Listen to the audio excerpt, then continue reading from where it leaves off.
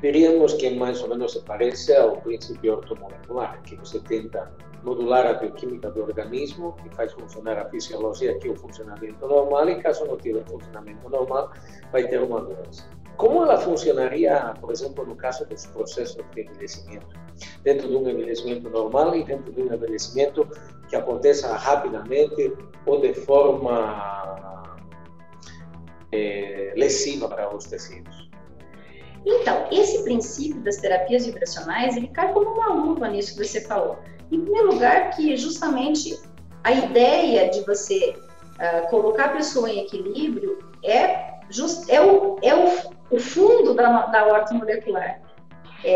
Então, continuamos nessa linha de ideias também nas terapias vibracionais.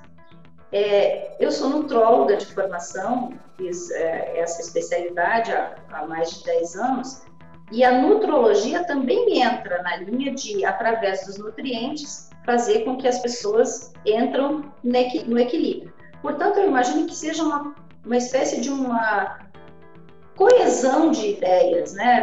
Essas formas de terapia, a ortomolecular, a vibracional e a nutrologia. Mas então, dentro do envelhecimento, o que a gente consegue com as terapias vibracionais? Nós conseguimos fazer com que haja uma lembrança para aqueles órgãos e tecidos de como que é ser jovem e saudável. Então, imagine uma receita de bolo em que você tem por escrito como que vai misturar todos os ingredientes para que o bolo saia. E imagine que a alimentação, que os suplementos, sejam os ingredientes do bolo.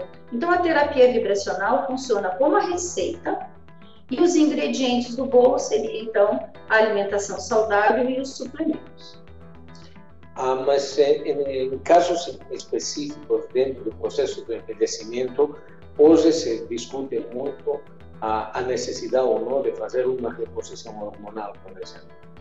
Você se animaria a entrar ou a discutir em um âmbito como uma eventual reposição hormonal utilizando os tratamentos vibracionais em pacientes com muitos, com poucos, ou com nenhum síntoma, mas que parecem com características associadas a déficits hormonais dentro do processo de envelhecimento? Olha só, nós temos assim a grata satisfação de dizer que nessa linha de terapia vibracional nós podemos usar a ideia da frequência dos fitoquânticos, ou seja, de fitoterápicos que teriam uma versão frequencial, né, de vários hormônios, não hormônios, né, mas hormônios-like, que a gente pode dizer desses fito-hormônios, que são parecidos ou que ajudam nos receptores hormonais, que na verdade é aí que eles funcionam.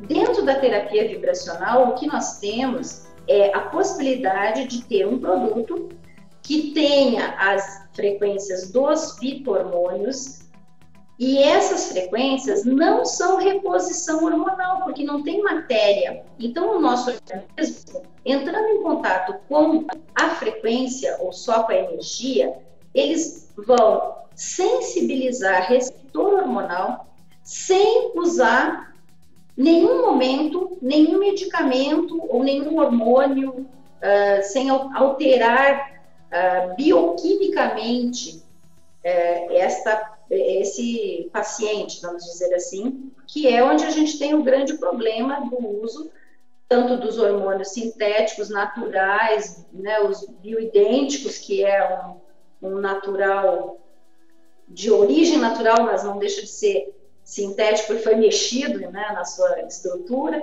e também os fito-hormônios, que são esses que eu falei. Então, dentro dessa linha de fazer com que a pessoa retarde o seu envelhecimento, ou a gente poderia dizer uma tentativa de voltar a uma fase anterior do envelhecimento, a gente tem a condição de usar esses produtos, poderia se ter, fazendo com que, na ideia da receita do bolo, esse paciente recebesse, então, uma espécie de orientação, né, nas suas células, diretamente nos seus receptores, para que com menos hormônio que ele mesmo possa produzir, ele consiga ter um efeito melhor.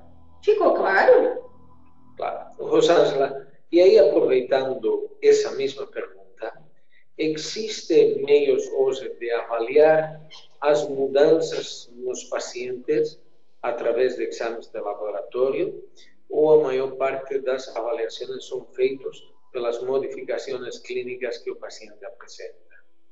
Veja bem, enquanto você tenha uma revisão dos seus pacientes com o cuidado que nós temos enquanto médicos, e eu costumo dizer assim, ó, que não importa o tipo de terapia que você use, você no fundo é médico responsável pelo teu paciente e faz uma medicina de vamos dizer assim, com aquilo que você estuda, a gente cuida dos nossos pacientes com exames de laboratório, tanto nas primeiras consultas de avaliação, como no acompanhamento de todos os tratamentos. Existe uma revisão clínica feita em 2008, com 68 pacientes.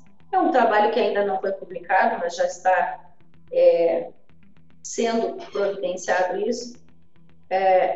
Então, é uma revisão feita com 68 pacientes, em que foram medidas o IGF-1, né, a somatomedina C, IGF-1 de todos os pacientes. Para verificar que o hormônio do crescimento. Isso, então, para verificar então o hormônio do crescimento, com uma ideia de que se tivesse 100 nanogramas ou menos, seria um paciente que está com um hormônio de crescimento baixo, tendo essa visão de que é ser jovem ou não na linha do hormônio do crescimento. Durante 6 meses, de 6 a 8 meses, na verdade, foram acompanhados esses pacientes, eles tinham entre 35 e 70 anos, e todos eles tinham, então, essa primeira dosagem da somatomedina C. Foi feito um trabalho só de triagem, de acompanhamento, não tinha nenhuma visão com maiores intenções, vamos dizer assim, mas todos eles tinham essa somatomedina C abaixo de 100. 6 a 8 meses depois, foram dosados novamente, após o uso o uso durante 6 meses. Então, a ideia foi, durante 6 meses, usar uma terapia vibracional, e esta terapia com exatamente a ideia de sensibilizar receptor de hormônio de crescimento. Então, foi usada uma essência vibracional que tinha a frequência do hormônio do crescimento, na verdade, da somatomedina vegetal. Então, o que aconteceu? O que surpreendeu foi a referência dos pacientes, que melhoraram em termos de percepção da sua qualidade de vida. Isso foi a primeira coisa. Então, todos acharam que melhorou massa muscular, claro que todos fizeram uma alimentação saudável e um exercício físico regular, que é a primeira coisa que a gente faz com os nossos pacientes, esse tipo de orientação. Então, melhorou um pouco. Então, massa muscular, híbrido, paladar, olfato, qualidade de sono. Então, assim, em média, os pacientes todos referiram uma melhora qualitativa e que não dá para medir.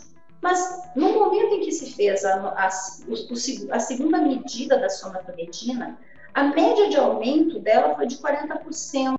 Mas me parece que é um comecinho para a gente ter essa noção a longo prazo. Mas seria muito importante que ela seja publicada, de modo que se deixe ciência de que, eventualmente, esses fenômenos poderiam acontecer. Uma pergunta que eu recebo aqui de alguém que nos está assistindo é perguntando se existe a possibilidade de associar os medicamentos convencionais junto com os tratamentos vibracionais. E ela coloca um exemplo. Se eu tiver um paciente que está tomando um remédio porque tem colesterol alto, existiria algum inconveniente de associar ou, eventualmente, teria que ser suspenso o medicamento convencional para ser utilizado o vibracional?